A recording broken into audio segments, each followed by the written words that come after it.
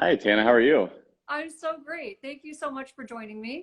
I am so Yes. excited to have you just talk to my community. Yes, I'm so excited and thank you for I feel I'm honored and blessed to have you invite me to your channel, and I'm so excited to speak to your audience today.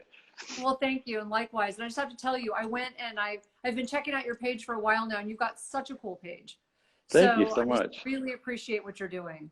I appreciate that. I at this point in my life, I've just from it's already beautiful that you've invited me to talk about this, but I've dedicated my entire life to this about helping people in very similar work that you and your husband do, and it's an honor to speak with you today and to hopefully share some experience with your audience and my audience as well. So So I have so many questions I want to ask you because, I mean, we know we're in unprecedented times, right? And these are really hard times.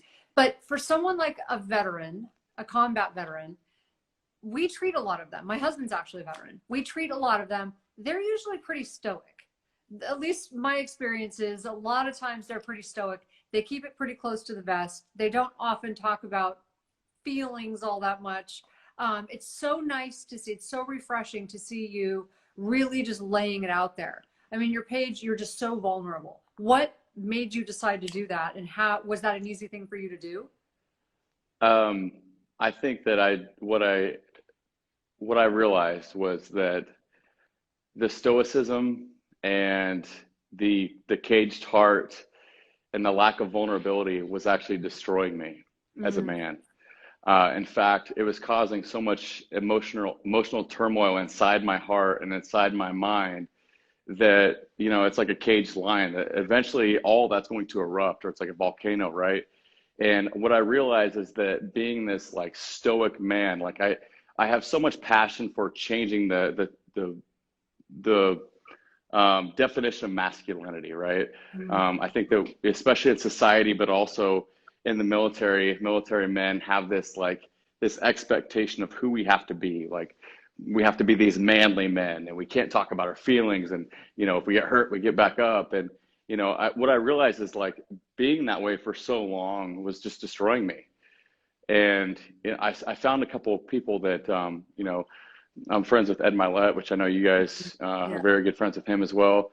I kind of saw a lot in him of him being vulnerable, and I saw these other men, and I'm like, Lewis Howes, and I'm like, these guys are great examples of like what I can be. And if I just pull off this mask of just this overly masculine man, military man, combat hardened, and I just open up my heart, like not only is it going to help me, but I can be an example and an influence for other men and even for women. I mean, my page is 98% women. Isn't that Uh, interesting? Well, I'm not surprised. I mean, you're this good looking guy. But I thank you. also think they do relate to that. I mean, I actually am relating to what you're saying, and I relate to your page. I have a new book coming out, and it's a big part of my book. It's a memoir. My journey was I thought I had to be perfect. Well, it's not that I thought I had to be, it was a mask so that no one could see how broken I was inside. But I kept That's becoming it. more and more broken because I thought I need to keep this facade up. It's just more, more makeup, more clothes, just keep doing this. No one see Yes, how screwed up I really am. And, but it's exhausting. It's just exhausting. And then once you finally exactly. decide to be vulnerable, people can't really hurt you anymore. That's It's so once you true. finally own it, it loses its power. Yes, and what I realize is like all these masks we play that like we wear for people, whether it's if it's a man wearing the manly mask around their friends, right, or whatever these masks we wear around people. Actually, what I not noticed was causing an identity crisis within myself. Yeah. So when I'm showing up and I'm being someone else in different groups of people, like I'm a different guy around my military friends than I am my wife, than I am my kids, than I am this friend group, like it actually caused an identity crisis Yeah. to where I didn't know who I was anymore. Maybe I never knew who I was to start with, right? Because I never found that person because I was always trying to fit in with someone else. I Yeah. was always trying to be this person. Um, and now I would say you've caught me at a good time. I'll say that because the last 6 months to 12 months of me and who I'm showing on social media is me. And it's me crawling out of this shell and just being authentically me. And just like you said, like now I'm not scared anymore. Like I Right. don't like all that comes off, all those layers come off, and you can just be you, and unapologetically you. Right. And that feeling is so amazing. I'd love to hear what the male perspective is. I know for me as a female, it was underneath all of it was I didn't love myself. When people would say love yourself, I'm like, that's the most ridiculous thing I've ever heard. Why do people say that? It's such psychobabble. I couldn't wrap my brain around it. And I didn't like myself. But I always, underneath it all, I had this thought that if anyone actually knew who I really was, if they knew the truth about me, there's no way they could love me. And so that's what kept it so bottled up. And the truth is, once it all came out, people gravitated way more to me. Absolutely. So the authenticity is what people liked. So how is that for a man? I mean, is it different? Is it the same? As far as like the gravitation, or as far as like the self-love? When you finally let it all go, did you find that, I mean, first of all, why did you sort of keep it bottled up? But then second of all, what happened when you let go? Did you find people just gravitated more to you, or what happened? Yeah. Oh, yes. So I had a very similar issue that I actually thought I loved myself for 31 years of my life. I was like, I don't like, every time I heard that, I would preach. I'd be like, yeah, you got to learn how to love yourself. But what I didn't realize until about 6 months ago is that I actually didn't love myself. I was wearing a mask for me, even. And it wasn't until I got divorced several months ago that I realized, like, when I started to actually be alone and be me, then I was like, holy shit, I'm broken. Like, I'm broken. And I don't even know who I am. And I don't love myself the way I thought I did. Because what I've done my entire life is I've masked that love from other people's love. So if I felt like people loved me, then I felt like I loved myself. But the reality is I just didn't sit alone long enough to realize that I didn't love myself, that I actually had all these confidence problems. But over the last, 3 to 6 months, as I've shown the true me, like the goofy, down to the core me, it's radiated, tenfold of like people like being energetically charged to me. They're like, holy crap, I like this guy. Who was this guy before? But I like this guy because this guy's real. I could tell this is him. Like you can see it glowing out of me, right?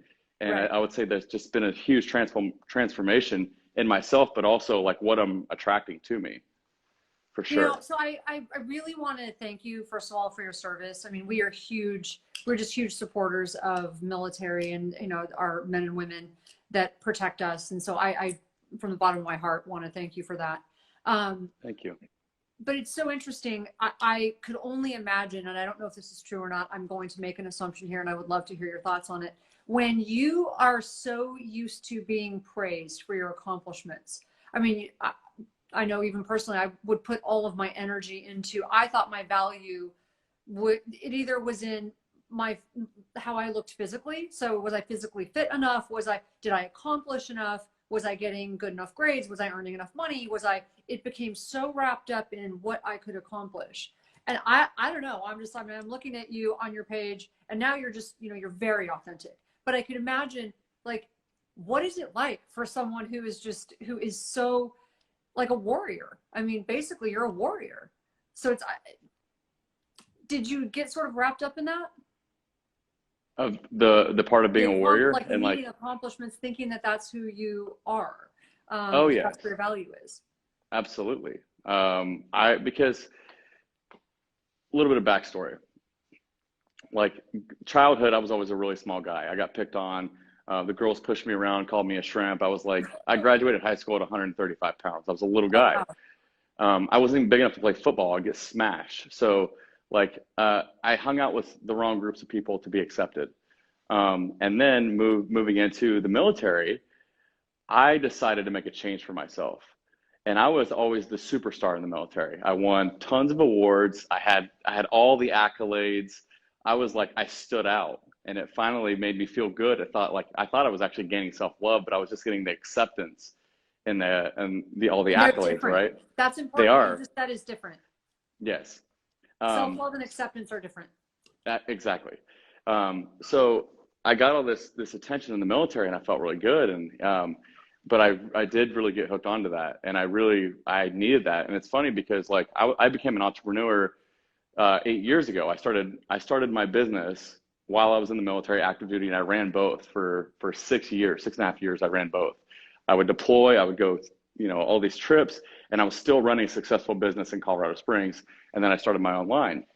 Well, as soon as I decided to transition out of the military after 13 total years, I was just an entrepreneur. Well, as a CEO, I don't have anybody praising my accomplishments anymore, right?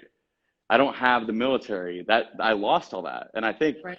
even as I'm realizing this conversation right now, I've been out for just over a year, is that could be a lot of this awakening within me is like, oh shit, like I don't have all these people saying, good job, here's your award. Like you don't get awards in business. You don't. Like I can only be proud of myself, right? Right. So totally, I Well, was just hung wait up on until your that. kids are teenagers and they criticize everything you do. So, Exactly. So yes, so that's kids will keep you and honest. you're absolutely on par, and I completely resonate with what you're saying in that because I held on to that for so long. Even my Instagram page, all the way up to a year ago, was all about look at me, look at what I'm Yeah. accomplishing, look at me as a successful entrepreneur, look at my body, you know, and I was doing it for all the wrong reasons. And Right. I'm so happy that I've hit this transformation in my life, and Yeah, I'm no, happy. it's really cool to see. I actually think it's such a great example, and like you said, I mean, a lot of women are drawn to it, but it's such a good example for men as well, on how to just let it all go. And really, the healing begins when we can start to do that. And I applaud you for that. Yes, It's really that's cool. so true. That's so true. What That's was an the first amazing. step for you? The first step for me was understanding that I needed to figure out who I was. Mm. Well, I think when you're put into a tremendous, like when you're experiencing a tremendous amount of pain, like even up to like a month ago, I was like, I had the worst depressive state I've had my entire life a month ago, right? I'm still going through it because I'm still having these giant awakenings within myself. But like for me, I refuse to sit and feel pain. Like I don't want to live like that. I understand like I've been to the depths of depression now where, I've had suicidal thoughts and all these things. And I don't like, for me, that scares me. Like, I don't want to live that way. So, for me, I'm very growth oriented to where I'm like, okay, Nathan, you got to figure out what's going on here. You need to figure out what's going on up here. You need to figure out, I bought your husband's book and read that cover to cover. And that helped me tremendously. Like everything that he does on alcohol studies, I was getting into, I wasn't an alcoholic, but I was having a drink a day. Mm-hmm. And I didn't realize till your husband published all those articles about how much that affects brain health. And I was like, Mm-hmm. okay, well, I got to steer clear of that, right? So I just started doing things to take care of my health. I quit drinking alcohol as much. I started focusing on my routines. Like, what can I do in this moment today to take control back of my life? Because I don't want to feel this way. I want to learn how to love myself. I think that sounds like an amazing thing to have. Like that's something I envy in people. I always envied in people. It's like, how do they have that love and that compassion and that just glow to them? Well, it's something I desired. So I put my head down and said, okay, what are the things that I need to accomplish? And it's been a rough road. It's been up and down, but for me, it's just like, I would say my number one principle to this point is that every day, the first hour of my day I have to spend alone doing something for me.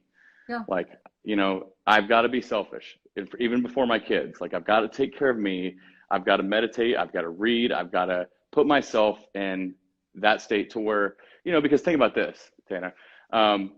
If I have a romantic relationship, like you want to spend time together. So if I want to have this romantic relationship with myself, you have to spend quality time alone, right? It's no different. Like you need to have a romantic relationship with yourself. I love that. And that means that That's you have to actually great. and that means quality time. That doesn't mean scrolling on Instagram and drinking a coffee or an alcoholic beverage. That means like you're spending quality time. Think about what that means with a partner, right? It means you're sitting there, you're enjoying each other's presence. Like, what if you just took that model of what you desire in an intimate relationship and took it to yourself That's to build fantastic. that? And I've that's what I never heard it realized. put It's like, quite like that, but that's actually really good. So I've yeah, and often that's, thought about I had cancer in my 20s and everything sort of crashed around me, and I went into a wicked depression as well. And I realized coming out of that when I finally got healthy, if I want to be good for anybody else, like you said, you have to be selfish, but I actually think of that as if I'm not healthy, I can't help anyone else. So That's so that's true. just, it's just an investment. It's an investment in my family for me to take care of myself. But yeah, it's Absolutely. that self-care, because I'm good for nobody if I'm not healthy. Oh So, yes. And but I like the and way you my put that. yeah, and my relationship with my kids suffer too when I'm not, being and my relationship with my all my staff here, like, so I know how important it is. So Yeah. yes, I've really come to realize that, and that was kind of my journey to like just understanding, and like my first few steps was just educating myself. That's actually really cool. So, I mean, basically what you said is you got to know yourself and you started this love affair with yourself. You started spending Absolutely. time with yourself. I mean, that's Hmm. fantastic.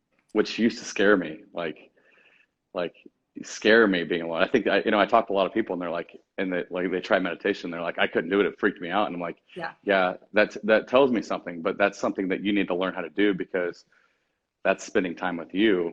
And if you don't like spending time with you, Right. that's probably creating a lot of issues in your life that, would be good for you to uncover. So I chose, just to let you know, I actually, we named our last book The Brain Warrior's Way, that I wrote with my husband. The reason why is because when I felt so weak and so broken and so sick, I thought, what is the opposite of me? I need a metaphor to cling on to. And so I just Mm, think that warriors are like the coolest thing. So I'm like, I'm going to think of myself as a warrior when I'm the most broken. yes. What would a warrior do? How would they think? How would they move? How would they, I need to like move with intention like that. And that's what I clung to when I was at my weakest. So that's, I just want to thank you for that. But that's what really helped pull me through, is that warrior mindset, is being able to just, grab onto something like that. So I love that. And it's funny that you say that, because like for me, being like a combat veteran that's been in very bad situations and overseas, I don't like, I'm realizing that I could actually use that part of my life as an example. Like, okay, huge. and in those moments, how did I have to show up like as a warrior to be strong? Like, the enemy's in front of me, bad things are happening. Like, and in fact, I've kind of neglected that whole part of my life. But you're so right. Like, if we just say, okay, I need to be a warrior. And what does a warrior do? How does a warrior act? How does a warrior wake up? Oh my God, you guys train every day. It's like you don't show up on fight day and start training. You train every day. Exactly. You're armed, Yes. prepared, That's so, aware. I like really got into it. So that's so because true. it I really love that saved my metaphor. life. Yeah. Wow. And that's when you were going through cancer and Cancer, everything? depression, and yeah, just Wow. all of it. So, yeah. Wow. That's amazing. I So love that that. I bottle, love I that you just, use that metaphor. it's so cool. I mean, you were the real thing. So I just think that's cool. Oh, I thank so you so much. appreciate this. Is there anything else? I mean, any last minute tips you would give to people before we sign off? Um, I think that for me, sharing my story has been incredible for me. Um, I think because, especially for men, but I know for women too, being vulnerable is scary, right? It is. Yeah. Um, and the ways, like the different things that we could show people, like for me, I want to be a hero for people that like maybe they're going through something and go, okay, well, I've been following this guy for a year and he's going through it too, and it's okay. Yeah. And now, maybe I can give a little bit of help for them to get through it, right? But I mean, vulnerability, like true vulnerability to its core, not, in social media, a lot of times they'll show themselves crying just to get attention or whatever. But I mean, like true vulnerability, like just putting yourself out there, and showing the rawness of like what your life is like. Because, in this day and age too, like social media, everybody's painting a picture of this beautiful life. And I don't ever want to be that. Yep. So me sharing my story but selfishly, it helps me too. Selfishly, 100%. yeah, Yeah. because I realize that when I talk about things and when I share them, I'm actually helping myself heal, because I come up with conclusions that I never had in my mind if it was just me talking to me, right? So it's almost like my own therapy too. But I would Yeah. say just being vulnerable. Don't like get over the fear of like someone's going to judge me for explaining that I'm depressed or explaining that I have anxiety, and just share it. It's okay. Like, we have to try to learn how to work through that fear and be vulnerable. And we're going to relate to so many more people because we're all the same. We all have the same thoughts. We all really do. And you're not only going to help someone else out, but you're going to help yourself as well. I love the expression pain shared is pain divided. And Yes, when we yes. share it, it just, you realize how many other people connect to you and they're all having, like you said, the same thoughts. So Absolutely. well, Our, and I love that you are, yes, you're an example to men, but women are such perfectionists. We just have that's such so a hard true. time letting that down. And when they can see someone like you, a combat veteran, who is just willing to just be so raw, there's something special about that. So I Oh, just want to thank you. applaud you for that. I really It's, appreciate that. it's really cool. Well, this has been So, amazing. I'm honored to have this opportunity with you. Absolutely love everything that you do. I follow your page religiously, as well as your husband. I thank love you. all the work you guys do. You guys are helping literally millions of people, and true inspiration. So thank you so much for this opportunity. I'm so Oh, blessed. absolutely. Thank you. And when this craziness ends, we'll have to have you to one of the clinics and I have you come, I visit and tour and I would love to. That would be absolutely amazing. your brain scan. Yes, I'm already planning on getting one done. So Awesome. yes, It was so much fun. Thank you so much. Let's yes. do it Thank you again. so much. Absolutely, Thanks, please. Ethan. Thank I you. appreciate it. You have an amazing week. Happy holidays. You too. Thank you. Okay. Bye-bye. Bye.